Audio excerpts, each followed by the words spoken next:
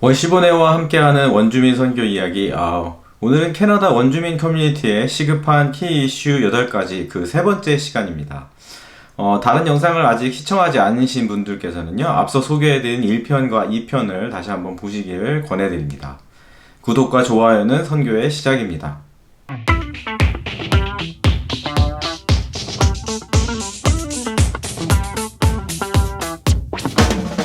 캐나다 원주민 커뮤니티의 시급한 키 이슈 중 그 6번째, 더 높은 수감률입니다.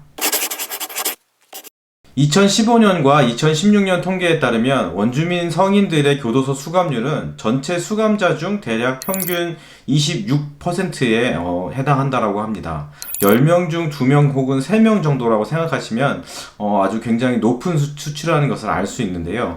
일반적으로 캐나다 전체 성인 인구의 그 수감률이 3% 미만인 것을 감안한다면 원주민들의 수감률의 숫자가 굉장히 높다라는 것들을 알 수가 있습니다. 또한 청소년들의 경우 전체 수감된 청소년들 중 50%가 원주민 청소년들이라고 알려져 있습니다. 교도소 관련된 사역을 오랫동안 해오신 한 선교사님의 인터뷰를 통해서 알게 된 사실인데요.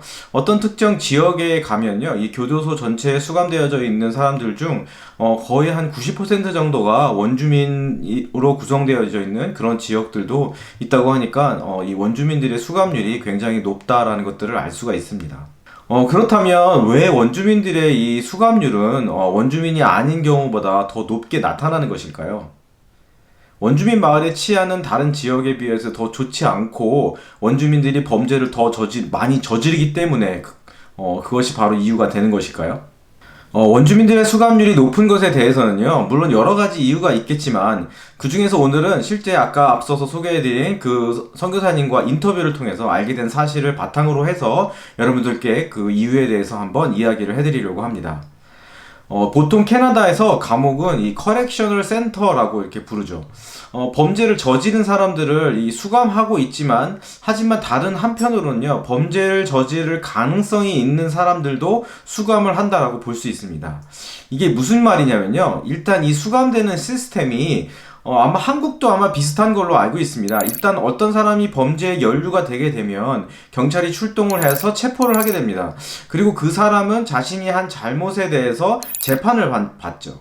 그렇지만 그 사람이 재판을 받기 전까지 감옥에 이제 수감되게 되는 것이죠. 재판을 받고 난 후에 무죄 판결을 받게 되면 풀려나게 되는 것이고, 일정 형량을 받게 되면 그 형을 살게 되는 그런 시스템이라고 볼 수 있습니다.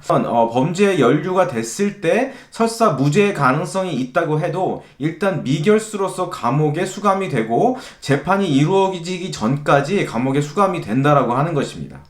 일반적으로 이런 경우에 재판이 이루어지기 전까지 이 사람이 다른 범죄를 저지를 위험이 없다고 판단되면, 혹은 도주의 위험이 없다고 판단이 되면 불구속한 상태에서 수사와 재판이 이루어지는 것이 대부분이고, 재판이 이루어진 후에 판결이 나게 되면 무죄가 되거나 혹은 형량이 결정돼서 형을 살게 되는 것이죠.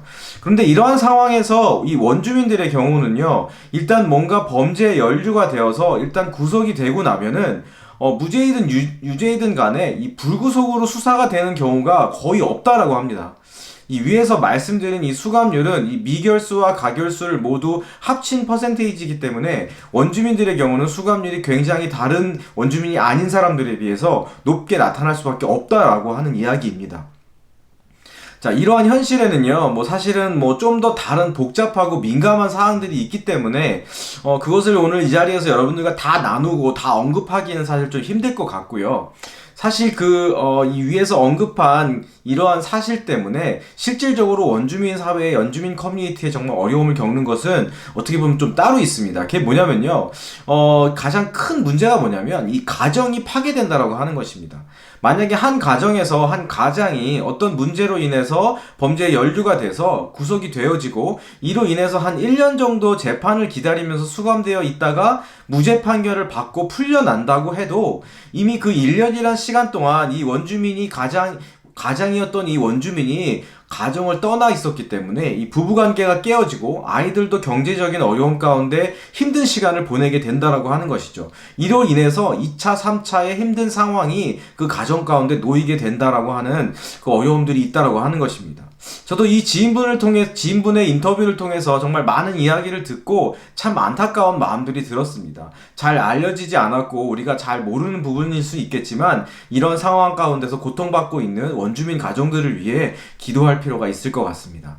자, 다음으로는요, 캐나다 원주민 커뮤니티에 시급한 키 이슈 8가지 중 7번째는요, 사고로 인한 아동 청소년의 사망률 증가입니다. 원주민 가정의 아이들은 의도하지 않은 부상과 익사 및 기타 원인으로 인한 조기 사망률이 매우 높다라고 합니다.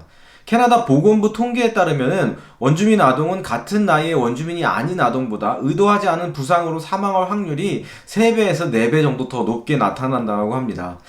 왜 이러한 일들이 많이 일어나는지에 대해서는 추후 제가 더 자세히 조사를 한 후에 여러분들과 함께 공유하도록 하겠습니다. 자, 그리고 마지막으로 원주민 커뮤니티에 시급한 키 이슈 8가지 중 마지막 8번째 이슈는 바로 자살률의 증가입니다. 원주민 커뮤니티에 일어나는 이슈들 중 정말 가장 안타까운 일이라고 말할 수 있겠는데요. 특히 이 자살률은요, 이 청소년들 사이에서 더 높은 자살률로 매년 보고되어지고 있습니다. 2016년에 캐나다 통계청 보고서에 따르면은 성인 5명 중 1명 이상이 삶의 어느 시점에서 자살 충동을 느꼈다라고 그렇게 대답했다라고 하고요. 이 자살률은 청소년들의 자살률이 훨씬 더 높게 나타나는데요. 이 원주민이 아닌 청소년보다 원주민 청소년의 경우는 5배에서 높게는 7배까지 그 자살률이 높게 나타나고요. 또 특별히 이누이트 청소년들 같은 경우에는요, 미국 평균의 11배로 전 세계에서 가장 높은 자살률을 늘 보고되어지고 있습니다. 자살과 자해로 인한 부상은 또 이 퍼스트 네이션 그 원주민 청소년들과 44세 이하 성인의 주요 사망 원인으로도 보고되어진다라고 합니다.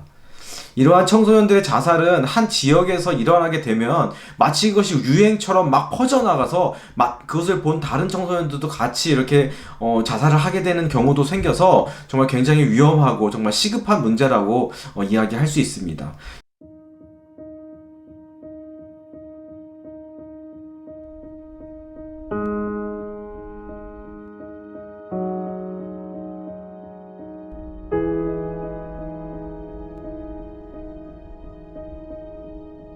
If these were non-Aboriginal children, all the resources would be in their schools. When they're Aboriginal children, well, hey, you can take a number and stand in line.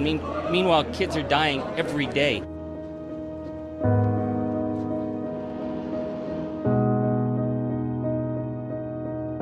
It was just like a time bomb waiting to explode, and I think we're in that crisis situation right now.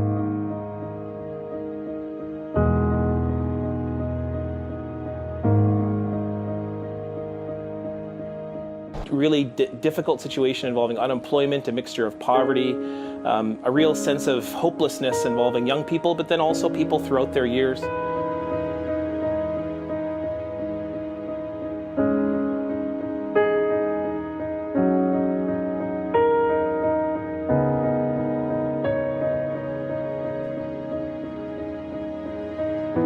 이 원주민 마을의 자살 문제는 정말 시급한 사회 문제 중에 하나인데요. 이 자살에 대한 이슈에 대해서도 앞으로 더욱 계속해서 더 자세한 정보들을 조사한 후에 여러분들과 함께 더 나눠드리도록 하겠습니다. 지금까지 원주민 커뮤니티에 시급한 8가지 키 이슈에 대해서 여러분들과 함께 말씀드렸습니다. 부족하지만 끝까지 들어주셔서 정말 감사드리고요. 계속해서 여러분들과 함께 이 원주민 선교에 대한 이야기들 함께 나눠가도록 하기를 원합니다. 구독과 좋아요는 선교의 시작입니다.